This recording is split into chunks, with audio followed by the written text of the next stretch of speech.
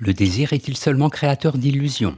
Thèse. Le désir ne crée que des illusions, et c'est pourquoi le bon sens nous dit qu'il ne faut pas prendre ses désirs pour la réalité. Antithèse. Le désir produit des choses réelles, et toute œuvre, celle du penseur, du technicien, de l'artiste, est l'œuvre du désir. Thèse. Le désir crée des illusions. En effet, désirer, c'est croire qu'un objet quelconque est capable de combler le manque que je ressens. Or, aucun objet particulier ne saurait satisfaire le désir. Donc, le désir se condamne à ne viser que des illusions. Premier argument, le désir est à l'origine des illusions religieuses. Le désir, c'est d'abord, selon Freud, le désir infantile d'être protégé et aimé.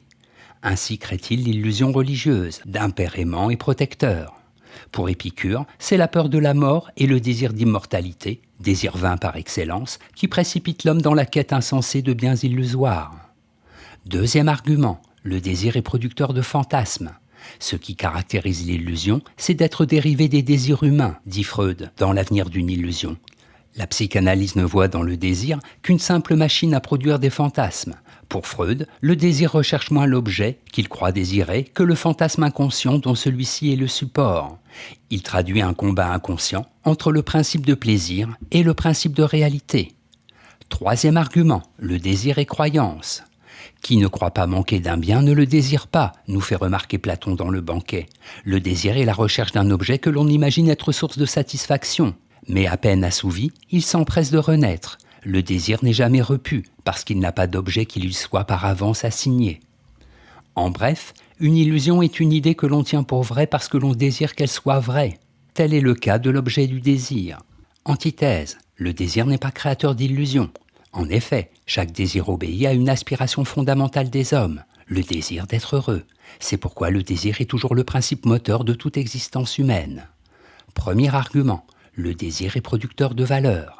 À l'encontre d'une conception négative du désir comme manque, Spinoza voit dans le désir une puissance positive d'affirmation de soi. Nous ne désirons aucune chose parce que nous la jugeons bonne, mais au contraire, nous jugeons qu'une chose est bonne parce que nous la désirons. Le désir est à l'origine de toute valorisation. Deuxième argument, désirer, c'est désirer le désir. Ce qui est proprement humain, c'est la conscience de soi. Or, la conscience de soi se caractérise par le désir d'être reconnu par l'autre. Le désir est donc créateur d'un monde humain. Et si quelque chose est désiré, c'est parce que c'est un signe de reconnaissance ou d'amour. Nous ne désirons pas les choses, mais ce qu'elles signifient pour nous. Troisième argument, la philosophie est raison désirante. Aristote a très bien montré que rien ne se fait dans le domaine de l'homme sans l'appoint du désir. Car le principe de toute recherche, c'est le désir qu'aucun objet particulier ne saurait satisfaire. Ce désir de savoir n'est pas toujours conforme aux exigences de la science, mais c'est en lui que l'on trouve l'interrogation fondamentale. D'où viens-je? Que suis-je? Où vais-je? En bref, le désir est source de toute évaluation et de toute recherche. C'est une puissance d'affirmation qui est l'essence même de l'homme. Le désir est créateur à la fois de l'homme et de ses œuvres. Synthèse. Avant de conclure quoi que ce soit sur le désir, il convient peut-être de rappeler d'abord que nous venons tous du désir. À l'origine, je suis le désir d'enfant de mes parents, un désir d'immortalité, de pérennité ou de descendance sans doute, mais aussi un être réel de chair et de sang, et non une illusion. Ensuite, il faut dire que sans le désir, il n'y aurait pas de civilisation, pas de culture, et que c'est le regard de l'autre qui m'apprend ce qui est à désirer. Enfin, il faut affirmer que le désir ne peut se satisfaire d'objets simplement vivants et sensibles. Ce n'est que lorsque le désir se porte sur un autre désir qu'il devient désir humain. En effet, seul un désir humain, celui de l'autre, peut conférer à mon existence un sens et une valeur.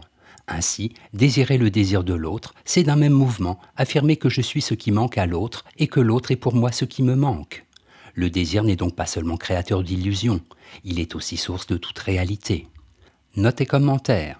Fantasme, du grec phantasma, apparition, fantôme, satisfaction imaginaire d'un désir inconscient refoulé. Inanité, caractère de ce qui est inutile et vain. Principe de plaisir. Selon Freud, principe inconscient selon lequel toute pulsion exige une satisfaction dispensatrice de plaisir. Principe de réalité. Principe selon lequel les pulsions acceptent de différer le plaisir, de contourner les obstacles auxquels elles se heurtent. Citation. Le désir est désir de désir. Désirer, c'est désirer le désir de l'autre. Jacques Lacan écrit.